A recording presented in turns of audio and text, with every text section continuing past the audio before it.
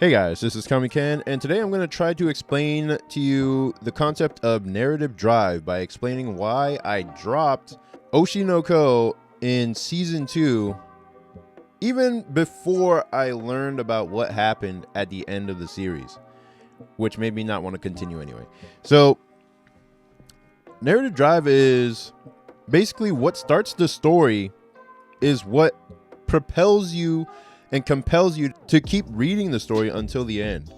And with Oshi No Ko, the start of the story was so compelling that I was just like, okay, I'm on this ride. I'm willing to read through whatever to get to the end and see how this all turns out.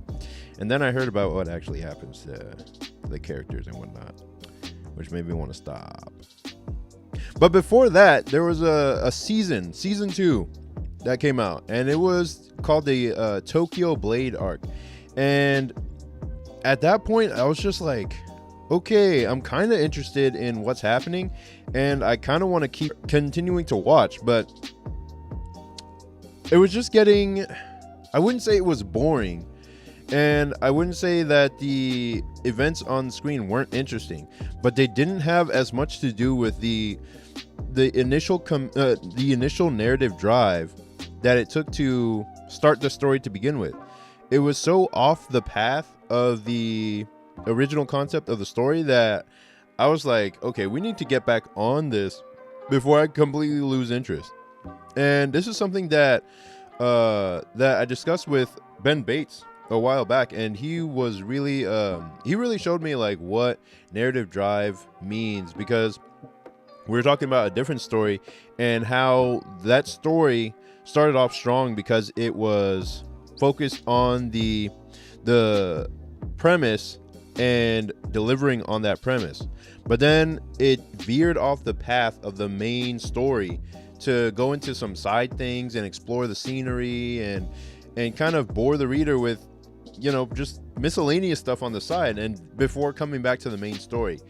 And this is what I felt happened in the case of Oshi No Ko, where in Tokyo Blade arc, the main cast was involved in a stage play, and we were getting all these facts and stuff about like how stage plays are arranged, the technical aspects of it, the adaptation from a manga to a screenplay to a stage play, and it was interesting, but I was wondering the whole time, like, how does this connect back to the original premise of the story that you set out to tell me? And if you don't know what the original premise is, I'm going to spoil it now, but yeah, I'll give it minor spoilers.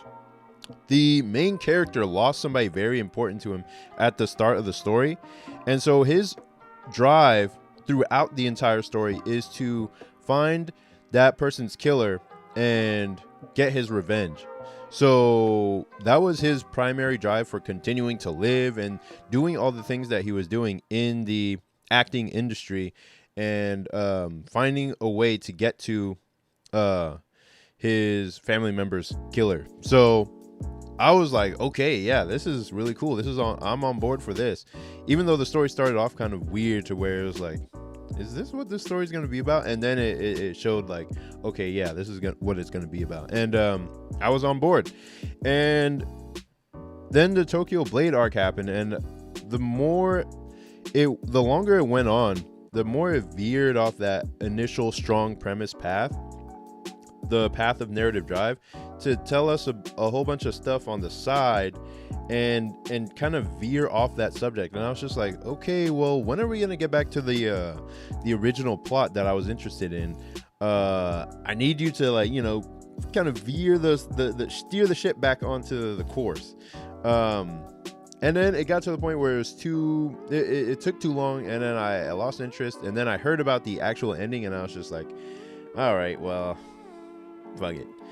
And now season 3 is coming out, and I'm wondering, like, should I even invest? Like, should I even go back into it and continue to watch it through to the end? Because I was super invested in all of season 1. It was such a great ride. It was like very emotionally investing, and I was super down into it. But veering off the path of narrative drive is kind of like I'm trying to tell you a story, and then I get into all these side characters and things that don't really matter to the main story, to the main plot. It's like I tell you a story about, like, okay, this guy at my school got shot, and you're like, oh my god, who was it? What happened? How did it work? And so, okay, so I start telling the story. I'm like, okay, so the guy, he bullied this one dude for I don't know how many years during school, 2 years, and then this other guy finally lost it, and he brought a gun to school, right? And so then the main guy, the guy who was bullying that kid, his friend doesn't like guns, and so his friend was actually trying to become the president of the student council, and so then he ran a campaign with his other friend, and then you're asking, like, okay, what does this student council president thing have to do with the person getting shot? And I'm like, I'm getting to it. Just let me tell you about this part of the story. And so then they do the whole student council thing, and then he doesn't get any votes. And because he doesn't get any votes, his relationship with his mom gets really bad. And so then his mom is just like an alcoholic, and she does it. And I veer off the main path of the story. Somebody got shot, and you start to get frustrated. You're like, okay, but then how does this tie back into all this stuff? And you're like, I'm trying to get to it, and you give all this information that doesn't really tie into the story. It's like not necessary, and it's not really fun to listen to. And then you finally shout in exasperation, like, who got shot? And then I'm just like, all right, fine, I'll tell you. And then finally we get back onto the path of the main story. But that's something you have to watch out for if you're going to make a story, is like, you don't want to go too much into like the scene dressing. You don't want to go too much into like random elements on the side. And even though it might expand the world a little bit, it's just sometimes it's not the most interesting thing.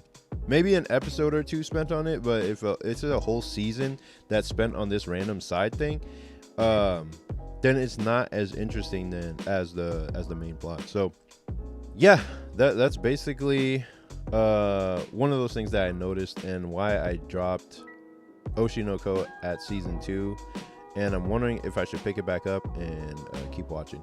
But that's it for this video. Check out my latest webcomic, Saintly. It is a demon chase horror action comedy about two best friends who have to outrun the demon loan sharks that they borrowed from. Basically, it's like Scooby-Doo meets K-pop demon hunters without the K-pop. And the story backs the main character into a corner where she has to decide between the hard path to success or lose her soul to the lure of easy money. And we get to see the ramifications of her choice, and if she can hide this deal with the devil from her friend, or if it will tear them apart. And I hope you read my comic in the description and check out the story. It should appear in your email inbox or your spam folder if you don't see it. And don't forget to like the video, comment if you feel so inclined, and subscribe. And I'll see you in the next one. Peace.